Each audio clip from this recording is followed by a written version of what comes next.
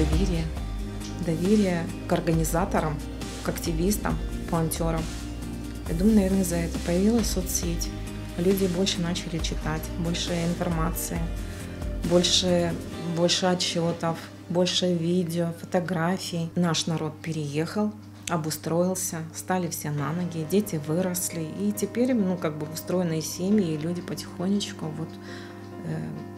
начали любить благотворительность. Они хотят помогать людям.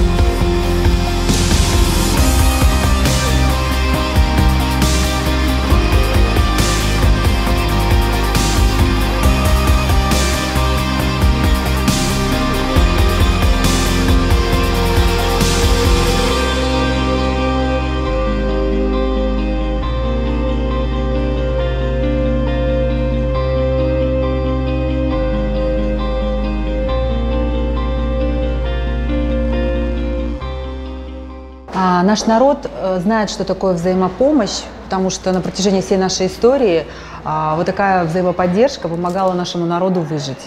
В рамках общественной инициативы «Bizim Balalar», которая действует в Крыму уже более 1,5 лет, благодаря нашим соотечественникам ежемесячно мы собираем около 500-600 тысяч рублей.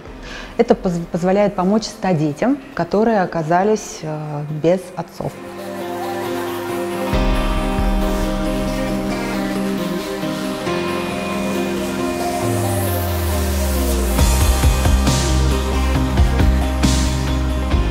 Я хотел обратиться непосредственно к молодежи, чтобы были более активны в помощи именно физической, помочь забить крышу, выкопать яму, привезти, отвезти, и даже где-то что-то собрать, именно молодежи, чтобы откликалась на призывы.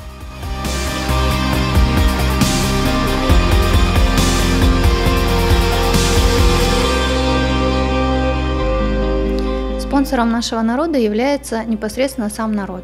И каждый отдельный гражданин, отправляя даже 50 или 100 рублей, становится участником вот этого огромного механизма под названием Джимат. Если мы не будем останавливаться, наш народ всегда будет крепко стоять на ногах.